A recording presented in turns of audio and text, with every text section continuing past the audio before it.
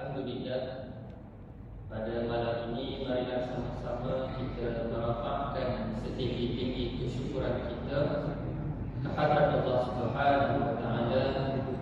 Marilah sama-sama kita menanamkan, kita semaikan rasa penghargaan kepada Allah.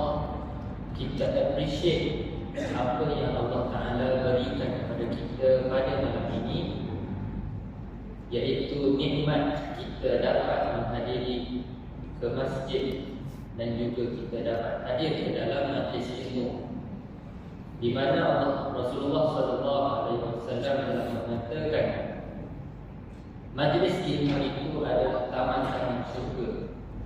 Berarti di dunia ini Allah Ta'ala telah merezekikan kita untuk sama-sama mencapai nikmat syurga itu. Kalau kita belajar, kebiasaannya orang akan kata syurga itu di akhirat kelak. Apabila kita sudah dihisab, kita dah berjaya di mahkamah Allah. Tetapi rupa-rupanya Allah Ta'ala sudah memberikan mukadimah sedikit nikmat di syurga di bumi lagi, iaitu majlis ilmu. Kerana itulah apabila kita dapat direzekikan duduk di dalam majlis ilmu, sama ada kita mencatat, sama ada kita mendengar, kita bersandar, kita tidur, kita buatlah apa sahaja, asalkan niat kita elok, kita duduk dalam taman ilmu, maka pahala itu mengalir dalam diri kita. Setiap saat kita berada dalam majlis ilmu dengan niat yang elok, walaupun tertidur, maka pahala Allah itu akan mengalir. Sebenarnya ialah kita boleh faham apabila beza antara orang yang tidur dengan orang yang bersedia, itu dalam tajuk yang lain. Cuma nak kata betapa mudahnya, betapa rahmatnya Allah Ta'ala memberikan pahala kepada umat Islam walaupun dengan tidur, maka kita dapat pahala. Lagi-lagi tidur kita sekarang ini adalah di dalam masjid. Maka sama-samalah kita berniat iktikaf, nawaitu iktikaf di dalam masjid lillahi ta'ala. Baik, jadi insya-Allah pada malam ini kita menyambung perbicaraan kita tentang masalah muwafiq dan masbuq, di mana seperti yang kita telah sebutkan dalam perbincangan kita yang lepas, masalah muwafiq dan masbuq ini adalah antara masalah yang wajib kita pelajari kerana kita semua sentiasa solat berjemaah. Apabila kita solat berjemaah, maka kita tidak dapat lari daripada muwafiq dan masbuq. Mungkin ada antara kita pernah belajar muwafiq dan masbuq, tetapi tidak mengapa, kerana ini adalah saat untuk kita kemaskini semula ilmu kita tentang muwafiq dan masbuq, supaya solat berjemaah kita lebih terjamin kesempurnaannya. Kerana antara perkara yang menjadi masalah dalam muwafiq dan masbuq adalah kesilapfahaman. Antaranya apabila disebutkan muwafiq, maka kita akan terbayang orang yang datang awal ke masjid, ini adalah muwafiq. Adapun masbuq, kita akan berfikir orang yang lewat ke masjid. Ini adalah kefahaman untuk peringkat asas sahaja, iaitu untuk pelajar-pelajar yang baru nak belajar. Tetapi apabila kita meningkat dewasa, kita sudah mencapai akhir balik, maka kita kena upgrade, kita update semula kefahaman ini kepada kefahaman yang lebih tepat, iaitu makmum muwafiq adalah makmum yang sempat qiyam bersama imam, kadang membaca Al-Fatihah dengan sempurna, dengan bacaan tidak perlahan dan tidak laju. Itu adalah makmum muwafiq. Tak kira lah, mungkin ada situasi makmum itu datang setengah jam lambat ke masjid. Saya pernah bagi contoh kan, makmum itu datang setengah jam lambat ke masjid, tetapi imam baca surah Al-Baqarah 2 juz setengah. Maka apabila makmum itu sampai, walaupun sudah 30 minit lewat, tetapi masih lagi makmum itu dihukumkan muafiq. Kerana apabila dia angkat takbir masuk solat, confirm 100% dia sempat baca Fatihah Bismillah sehinggalah waladhdallin. Maka apabila dia sempat masuk, jadilah dia berstatus makmum muafiq. Adapun makmum masbuk pula adalah makmum yang apabila dia qiyam bersama imam, dia tidak mendapat kadar masa untuk baca Fatihah sempurna dengan bacaan tidak laju dan tidak perlahan. Contohnya kita ambil makmum yang sudah solat bersama imam rakaat pertama, tetapi apabila dia nak bangun rakaat kedua, daripada sujud kedua dia bangun. Bila dia bangun, dia duduk istirahat sekejap, duduk yang sunat kan, sebelum kita nak diri ke rakaat kedua. Bila dia duduk, tiba-tiba kaki dia cramp, kaki dekat, tak boleh nak bangun.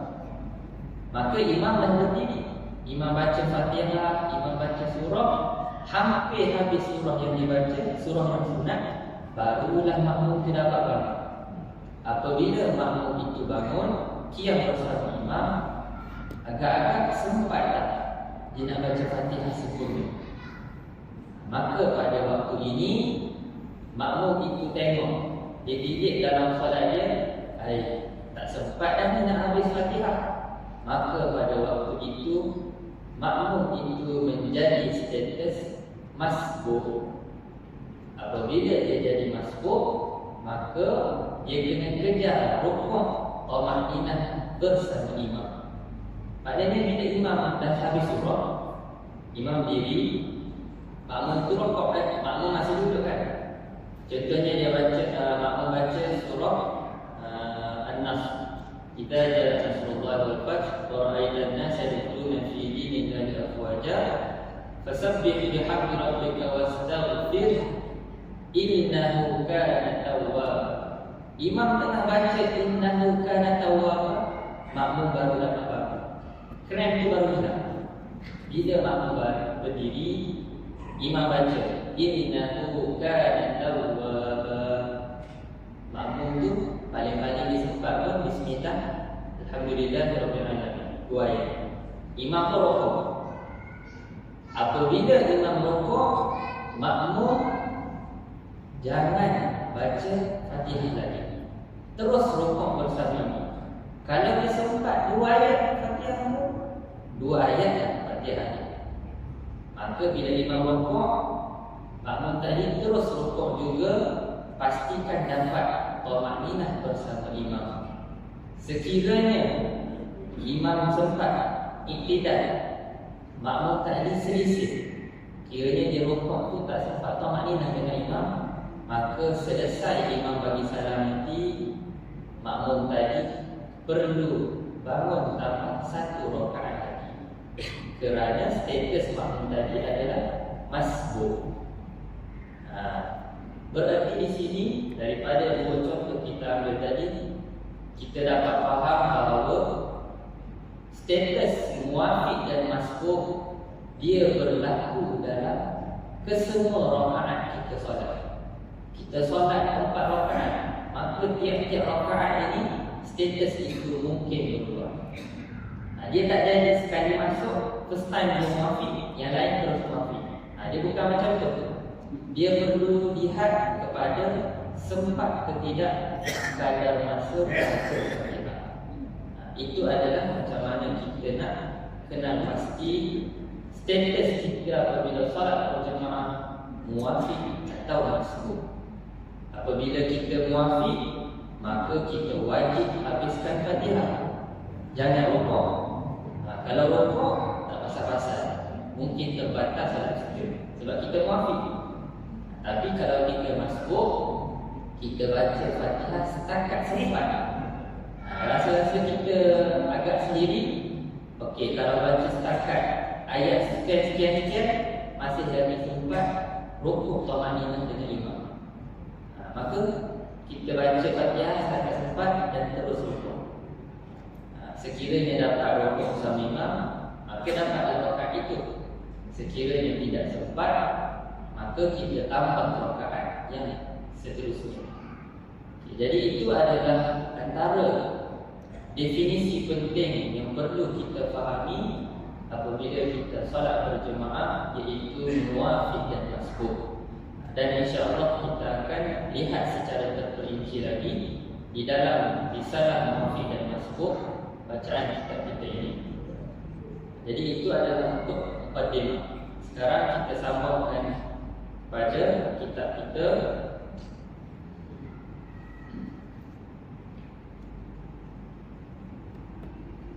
Bismillahirrahmanirrahim. Qala al-musannif rahimahullah ta'ala wa nafa'ana bi'ulumihi fid dharain amin. Bacaan kita masih lagi berada dalam subtopik pertama, iaitu kedudukan sembahyang di dalam Islam. Jadi dalam bacaan yang lepas kita telah membacakan beberapa hadis di mana Rasulullah sallallahu alaihi wasallam memberitahu kepada kita betapa pentingnya salat itu sendiri. Rasulullah, penulis buku ini, dia datangkan kepada kita kenapa salat itu penting. Antara hadis yang disebut adalah amalan yang pertama dihisab adalah salat. Maka apabila salat kita sempurna, sempurnalah seluruh kehidupan kita yang lain. Apabila salat kita tidak sempurna, sama ada kita sedar atau tidak, maka seluruh kehidupan kita akan terkesan itu. Itu adalah hadis yang pertama. Kemudian hadis yang kedua, Rasulullah menyebutkan bainal rajuli wa bainal kufri tarkus salat. Batasan pemisah antara seseorang itu dengan kufur ialah meninggalkan sembahyang. Jadi di sini kalau kita nak ambil secara literal hadis, kita dah akan faham siapa yang tinggal solat, sama ada sengaja atau tak sengaja, maka iman dia itu boleh diragukan. Kiranya dalam hadis ini kita bukan guna untuk nak tembak orang. Kita tak tengok orang sekarang ni. Kita tengok kepada diri kita. Kita sentiasa muhasabah iman kita. Ya Allah dan Tuhanku, tetapkanlah iman aku. Sekiranya aku terlalai ataupun iman aku jatuh tanpa aku sedar, maka kembalikan aku. Sebab tu juga kebiasaan ada setengah-setengah ustaz, dia akan pesan kepada kita supaya sentiasa mengucap 2 kalimah syahadat. Lazimi 2 kalimah syahadat sebelum tidur, bangun tidur, bila nak solat. Kerana iman kita itu, kita boleh kata duduk ujung handuk. Maknanya bila-bila masa sahaja boleh jatuh. Antara tempat kita boleh lihat iman kita boleh jatuh berdasarkan hadis ini. Bainal rajul wal kufri tarkus salat. Antara keimanan dan kekufuran ini, pemisah dia adalah meninggalkan solat. Kiranya kalau kita ambil secara umum, sesiapa yang solat tetapi solat dia terbatal tanpa dia sedar, maknanya saya nak kaitkan di sini adalah dengan konteks muwafiq dan masbuk. Maknanya kita tersilap cara, sama ada mungkin kita tak ada kekurangan ilmu ataupun tidak faham, maka menyebabkan solat kita terbatal tanpa sedar. Maka kita lihatlah apa yang Rasulullah telah sebutkan. Jadi sangat-sangatlah penting untuk kita beribadah itu dengan kefahaman yang sebenar. Okey. Oleh itu, setiap Muslim dan Muslimah hendaklah menunaikan sembahyang masing-masing dengan betul dan tepat, sebagaimana yang ditunjukkan Rasulullah sallallahu alaihi wasallam. Mereka mesti faham rukun dan syaratnya, sah batalnya solat, dan mereka perlu mengetahui segala peraturan dan adabnya, masbuk dan muafiqnya jika ia menjadi makmum, dan wajib juga ia mengetahui syarat-syarat menjadi imam jika ia hendak menjadi imam dalam sembahyang berjemaah dan juga sembahyang Jumaat. Okay.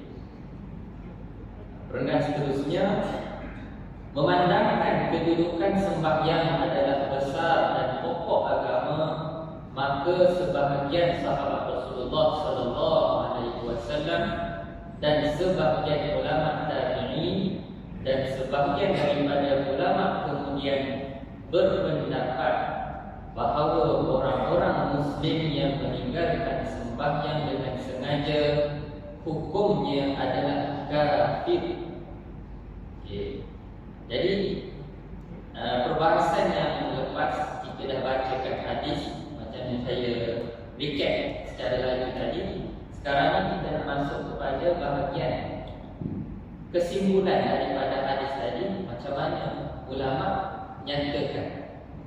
Jadi pendapat yang pertama, ulama mengatakan, pendapat ulama yang pertama, mereka mengatakan sesiapa yang tinggal solat dengan sengaja maka hukumnya adalah kafir.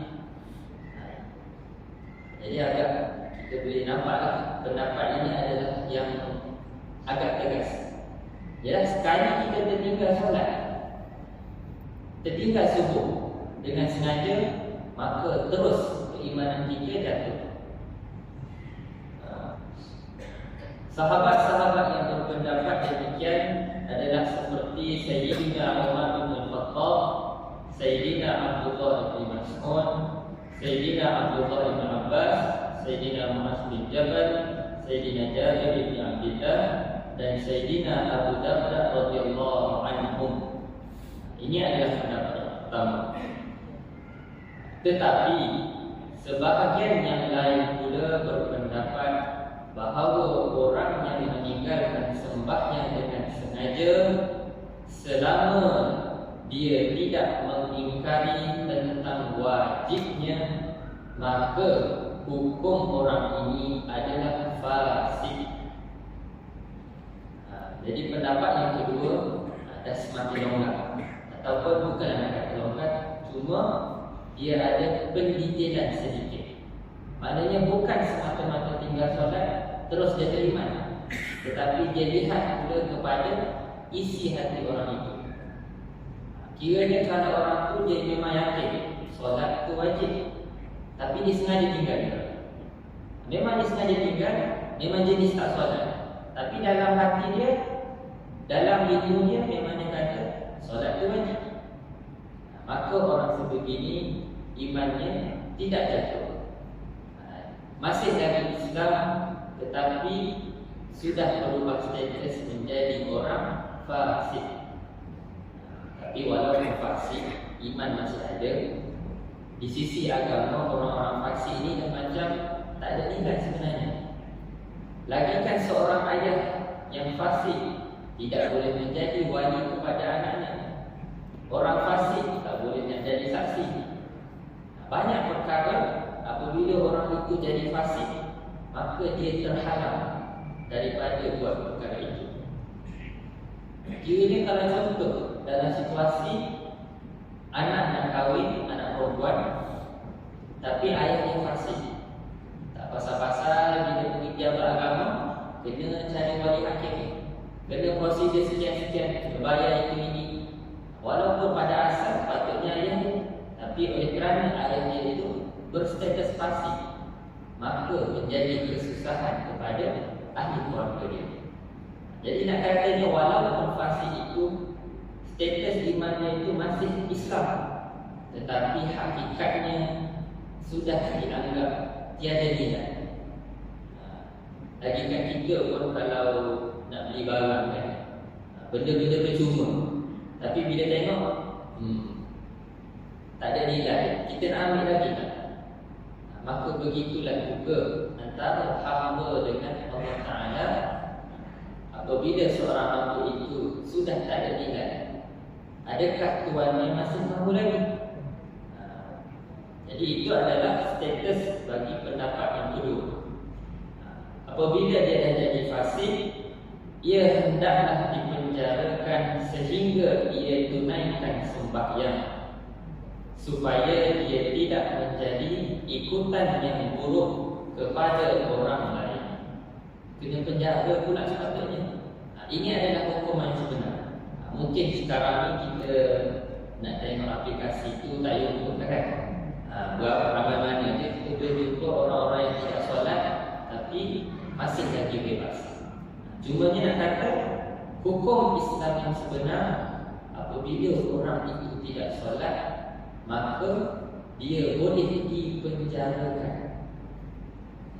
Tapi saya, kalau tak silap saya, dalam Majlis Agama Islam Negeri, kalau sini cadaskan, tak silapnya ada dalam enakmen syariah, jenayah syariah, meninggalkan solat berjemaah, solat Jumaat, ada kan? Ataupun yang lain lagi dalam bab syariah, jenayah syariah, tidak berpuasa dan makan di khalayak ramai. Jadi itu adalah contoh macam mana undang-undang Islam dilaksanakan di negara kita.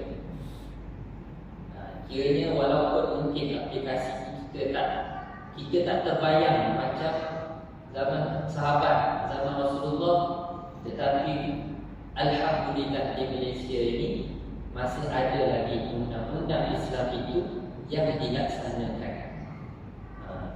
Perkara ini saya sebutkan supaya kita tak nampak ataupun kita tidak mengatakan Malaysia ni kata je perlembagaan Islam agama persekutuan, tapi undang-undang Islamnya tak dibuat langsung. Perkataan tidak dibuat langsung itu ia kurang tepat sebenarnya. Jadi undang-undang Islam alhamdulillah banyak dilaksanakan, cuma dalam bentuk yang kontemporer, sesuai dengan keadaan zuruf di negara kita ini. Okay, baik. Okay. Kemudian imam-imam mazhab berpendapat. Okay, sekarang kita nak lihat. Tadi ulama dia bahas hukum orang tinggal solat, kafir ataupun fasik. Okay, apabila dihukumkan salah satu ini, adakah berhenti setakat itu? Tidak. Ada lagi hukuman seterusnya. Ini yang dikatakan imam-imam mazhab berpendapat bahawa wajib dibunuh ke atas orang yang meninggalkan sembahyang dengan sengaja, sebagaimana dijelaskan oleh Syekh Muhammad Ahmad dalam kitabnya Miftahul Khitabah wal Wa'd. Ini adalah rentetan daripada pendapat yang pertama. Kiranya pendapat ulama yang pertama tadi, apabila orang itu tinggal solat, dia jatuh kafir. Apabila dia dah jadi kafir, wajib dibunuh dia. Ialah dalam hukum hudud pun ada kan. Apabila murtad, N-Rizal dia adalah kena bunuh. N-Rizal. Saya tak kata lepas kafir terus bunuh.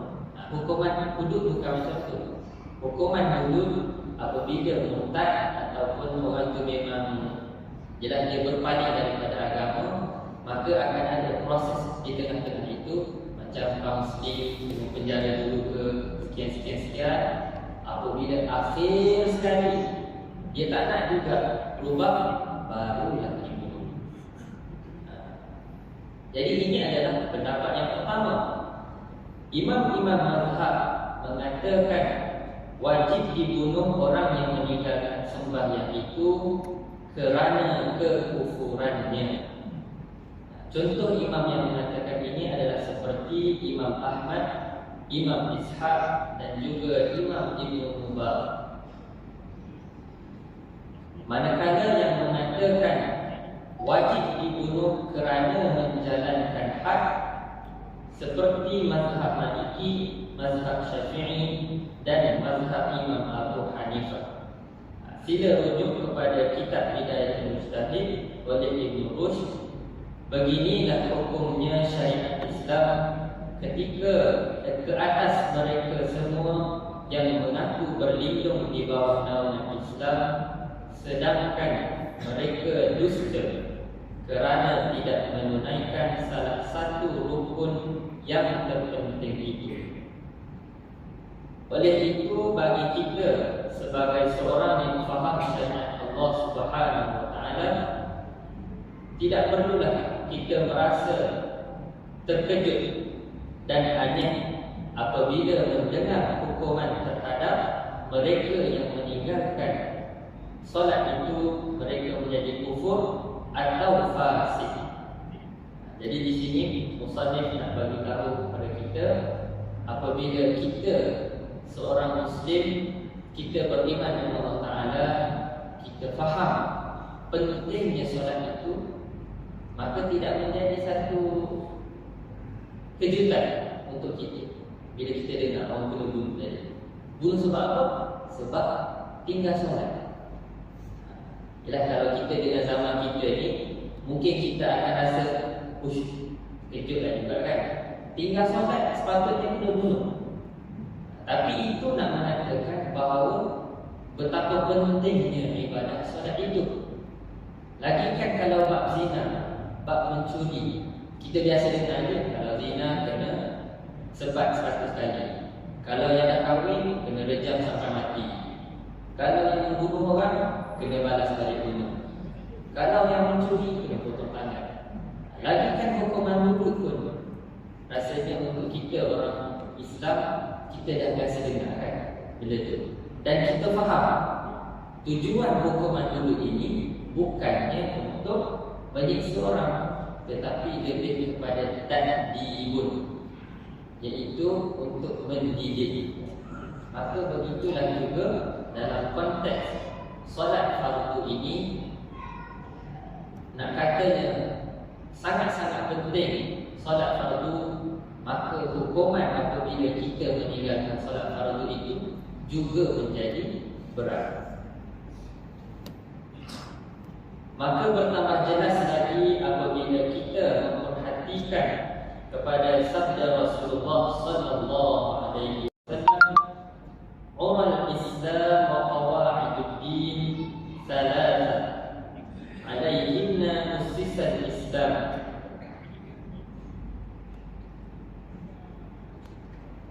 Man taraka wahidatan minhun fahuwa biha kafirun halalud dam, syahadatu an la ilaha illallah, wassalatul maktubah, wa shaum Ramadan. Maksudnya, ikatan Islam dan asas-asas agama itu ada 3 perkara. Di atas inilah tertegaknya Islam. Barang siapa meninggalkan salah satu daripadanya, maka dia menjadi kafir dan halal darahnya. Apa 3 perkara itu? Yaitu syahadat la ilaha illallah, dan sembahyang yang diwajibkan, dan juga puasa di bulan Ramadan. Jadi dalam hadis yang terakhir ini, secara jelas, secara zahir hadis itu Rasulullah kata, siapa yang tinggal 3 perkara ini, maka darah dia menjadi halal, boleh bunuh. Jadi betullah apa yang telah disepakati oleh para ulama, orang yang meninggalkan solat itu boleh dibunuh. Cuma apa yang saya sebut ini jangan pula kita buat. Kuasa untuk menjalankan hukuman adalah kuasa pemerintah sahaja. Kita sebagai rakyat awam, dalam komuniti masjid kita ada pengurusi timbalan semua, kita buat cara kita. Jangan pula lepasnya ada orang Bukit Indah ni tak solat, kita tangkap pula masuk penjara. Jangan. Ini adalah hukuman yang hanya boleh dijalankan oleh pemerintah. Ya, baik. Sembahyang berjemaah. Kita masuk kepada subtopik yang kedua, sembahyang berjemaah. Di dalam subtopik ini barulah kita akan menyentuh berkenaan solat berjemaah itu sendiri, kemudian muafiq dan masbuk, takrif muafiq dan masbuk, hukum dan juga gambaran masalah.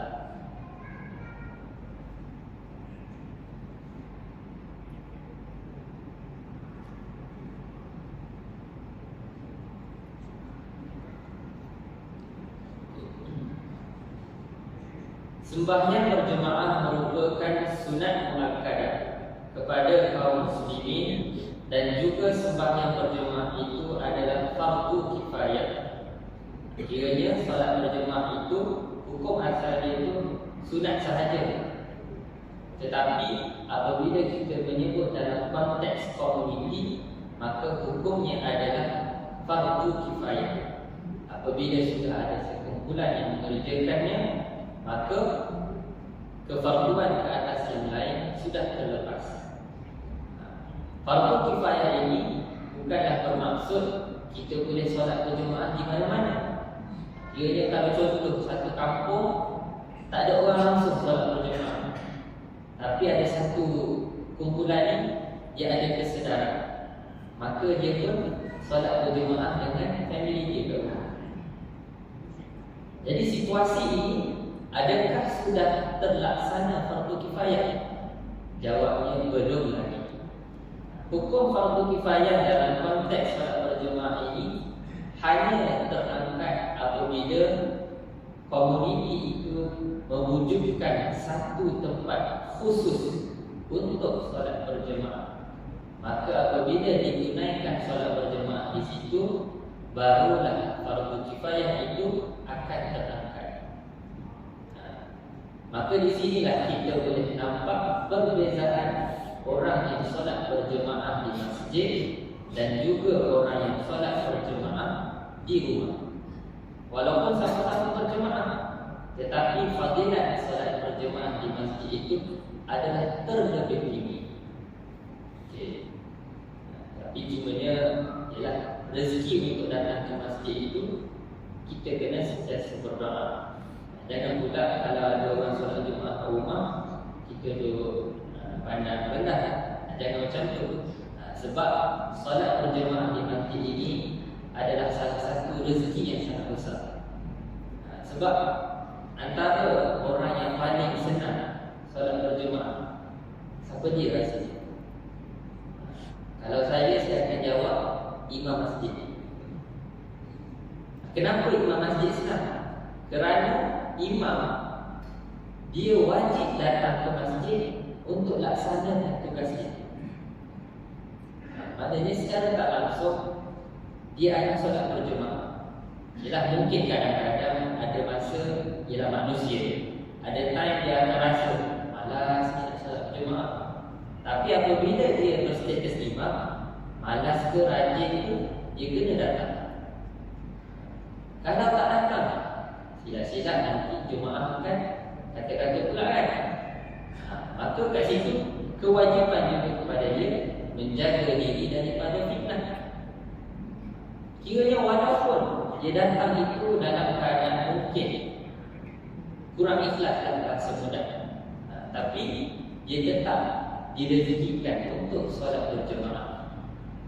Jadi itu nak katanya seorang imam memang sangat-sangat beruntung kerana dia akan solat berjemaah.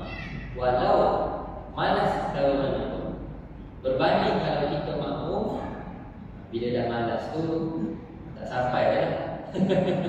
Kalau rumah sebelah pun, tapi bila malas tak bergerak juga kaki. Jadi apa pun dalam solat berjemaah ini semuanya adalah rezeki daripada Allah. Kerana itu saya suka sangat berpesan kepada kita, apa-apa nikmat yang kita dapat bila datang ke masjid, kita sentiasa doa supaya Allah Ta'ala istiqamahkan kita di masjid itu. Sebab memang betul kan, kita dapat rasa betapa best, rasa selesa apabila kita duduk dalam masjid. Walaupun duduk dalam masjid main phone, kita tidur ke, kita tak baca Quran, tapi sekurang-kurangnya tubuh badan kita ini dapat duduk dalam masjid. Baik. Solat berjemaah sangat penting dalam pengajaran Islam.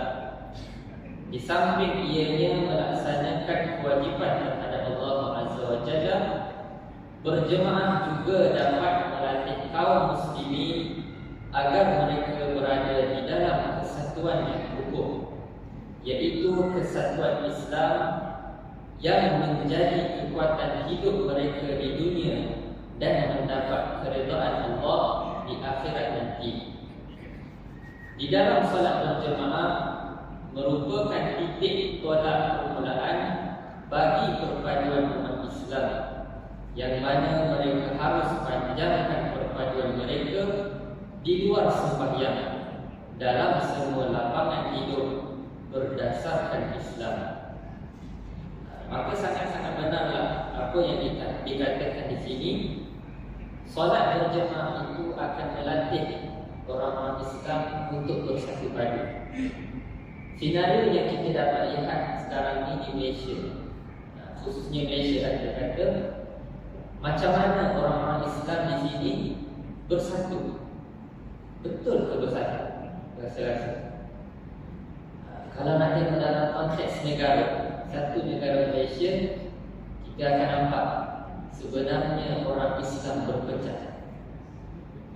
Yalah, kalau nak sentuh bab politik sikit kan, ada berapa parti Melayu saja berbanding dengan parti orang India dan Cina. Parti Melayu lah yang paling ramai berpecah. Ada kumpulan ni, tak apalah saya sebut kan, kita boleh bilang sendiri. Tetapi itu adalah terjemahan daripada solat berjemaah di masjid. Kalaulah kita masih datang solat berjemaah, datang solat kemudian terus balik, tanpa kita lihat pun jemaah di sebelah kanan, jemaah di sebelah kiri, maka masih lagi belum mencapai tujuan sebenar berjemaah itu.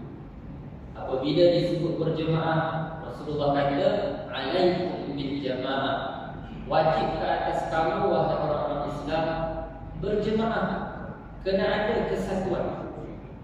Maka apabila kita bertemu dengan sesama Muslim, saudara seiman kita, mulakan dengan senyuman dan memberi salam. Dari situlah kita akan ada, bermula dari mata jatuh ke hati. Bila dah ada dalam hati, terbit rasa cinta. Apabila adanya cinta, maka kuatlah orang Islam pada ketika ini. Itu adalah hadaf sebenar solat berjemaah. Dia nak jaga pupuk dalam diri setiap Muslim kesatuan yang teramat erat. Lagi kan kalau kita pergi umrah sekarang pun, rasa-rasanya mungkin jemaah yang pernah pergi umrah, apa yang kita buat di sana? Adakah kita fokus kepada diri kita semata-mata, ataupun kita lihat juga jemaah-jemaah umrah ke kiri dan kanan? Sekiranya kita hanya memandang diri kita, kita hanya fokus kepada aku dengan Allah, maka ketahuilah iman kita masih lagi belum sempurna.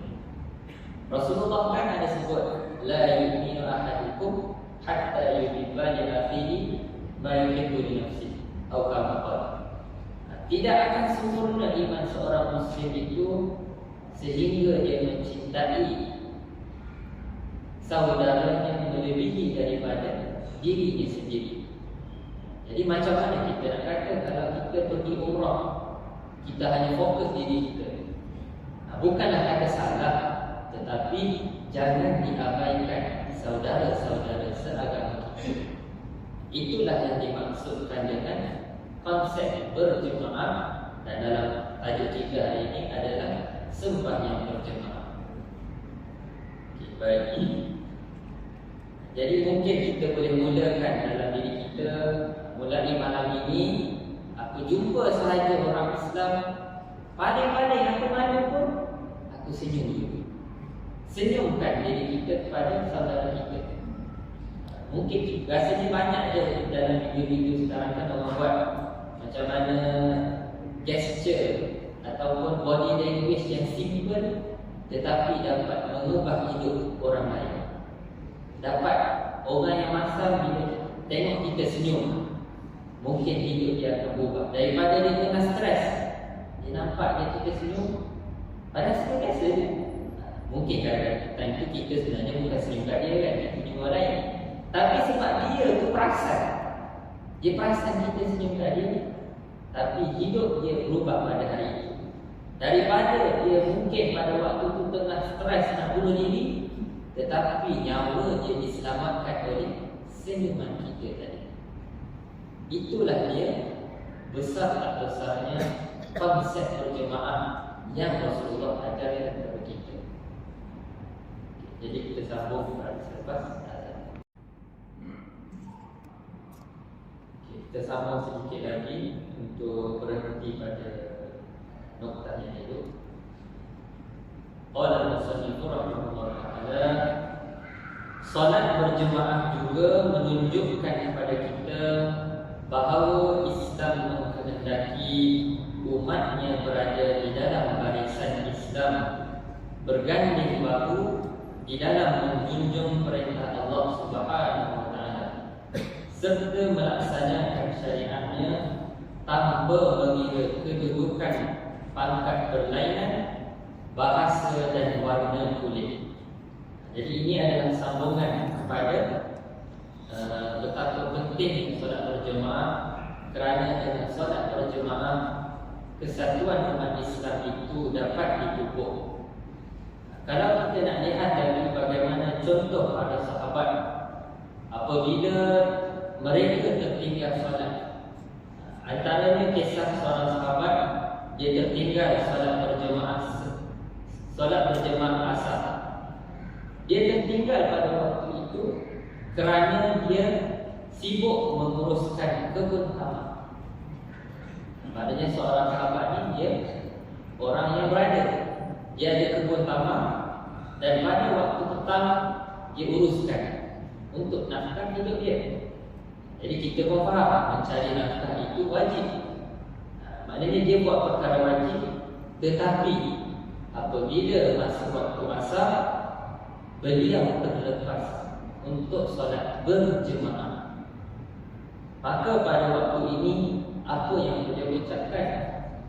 Beliau mengatakan inna lillahi wa inna ilaihi raji'un. Istirja. Kenapa pula sahabat yang mengucap istirja ini? Bukankah inna lillahi wa inna ilaihi raji'un ini kita ucap biasa bila dengar orang mati? Bukankah kebiasaannya begitu? Betul. Tetapi rupa-rupanya kalimah istirja ini Allah Ta'ala mengatakan di dalam Quran, alladzina idza asabatkum musibah qalu inna lillahi wa inna ilaihi raji'un. Apabila mereka ditimpa musibah, maka mereka menyebut sesungguhnya aku kembali kepada Allah. Jadi nak katanya bagi seorang sahabat Rasulullah SAW tertinggal solat berjemaah itu adalah musibah besar bagi dia. Itu nak katanya macam mana sahabat memandang kedudukan solat berjemaah itu. Sebab dia tahu kalau dia tak solat berjemaah, dia tak dapat jumpa sahabat-sahabat dia. Dia tak dapat jumpa Rasulullah. Yang dia jumpa siapa? Pada waktu itu dia akan jumpa kebun tamak dia. Dia nak cakap apa dengan kebun tamak kan? Nak urusan apa? Dia hanya boleh makan je tamak. Tetapi dengan sahabat-sahabat, dengan Rasulullah yang bila-bila lagi, dia tahu dia akan mendapat syurga apabila dia bersama Rasulullah. Jadi kekesalan sahabat itu sehingga dia merasakan ketinggal solat berjemaah adalah musibah yang teramat besar bagi dia. Dan akhir sekali apa sahabat ni buat? Dikisahkan sahabat ini menginfakkan terus seluruh kebun tamak. Dia jual. Terus dia jual. Sanggup tu sebab solat berjemaah sahaja dia rela tinggalkan harta. Itu adalah level seorang sahabat. Maka untuk kita muslimin yang awam, cukuplah kita usaha setakat yang kita mampu. Tetapi kita doa, ya Allah ya Tuhanku, rezekikan aku untuk meniru para sahabat Rasulullah. Bukannya mustahil, perkara ini tidak mustahil. Sebab Allah dan Rasulullah ajar kepada kita berdoa, minta apa sahaja, insya-Allah Allah itu Maha berkuasa untuk tunaikan hasrat kita. Benda yang kita tak boleh doa satu je, nak doa jadi Nabi, yang itu dia tak boleh. Kalau nak doa menjadi seorang waliullah, masih boleh. Dan dia masih doa ini. Dia tak, siapa tak nak kan jadi kekasih Allah. Saya rasa semua dalam jemaah kita semua ni, dalam hati mesti ada perasaan nak menjadi kekasih Allah Ta'ala, nak menjadi cinta Allah Ta'ala. Maka doalah sentiasa, moga kita menjadi kekasih Allah. Kemudian ada seorang sahabat Nabi, Sayyidina Ummi Maktum. Beliau seorang yang buta. Beliau pernah bertanya kepada Rasulullah, ya Rasulullah, aku ini seorang yang buta, jadi adakah keringanan bagi aku untuk aku tidak hadir ke masjid solat berjemaah? Lagi-lagi pada waktu tiada orang yang dapat bawa dia ke masjid. Sina Ummi Maktum ni dia tanya ni dengan harapan moga-moga dapat kebaikan yang sama. Sebab dia uzur tak ada orang boleh. Maka Rasulullah pun jawab, ya, tidak mengapa, tak ada masalah, tak ada takut. Lega-lega Sina Ummi Maktum. Tengok-tengok Rasulullah sambung lagi. Tetapi sebenarnya solat berjemaah itu tetap lebih utama. Maka Sayyidina Ummi Maktum fahamlah, walaupun dalam keuzuran sekalipun, usahalah untuk datang ke masjid. Rasulullah jawab begitu tadi kerana Rasulullah tidak mampu mewajibkan. Kalau jadi wajib pada Sayyidina Ummi Maktum, kesianlah, sebab dia buta. Maknanya untuk kita sekarang pun hukum orang buta datang masjid itu jadi wajib. Kalau Rasulullah kata direct tadi, tapi tidak. Rasulullah bersifat rahmat kepada seluruh orang Islam, maka Rasulullah berlapik dan Rasulullah memberi keringanan itu. Maka kita sebagai orang Islam, kita tanya kepada kita, sekiranya kita cintakan agama kita, kita cintakan diri kita kepada Allah, maka kita usahalah yang terbaik yang kita boleh buat. Jangan kita lihat orang, tetapi kita tengok diri kita. Moga-moga kita yang sentiasa berusaha kepada Tuhan, insya-Allah. Jadi saya rasa untuk malam ini setakat itu sahaja dulu. Aqulu qawli hadza wa astaghfirullahal azim li wa lakum. Assalamualaikum warahmatullahi wabarakatuh.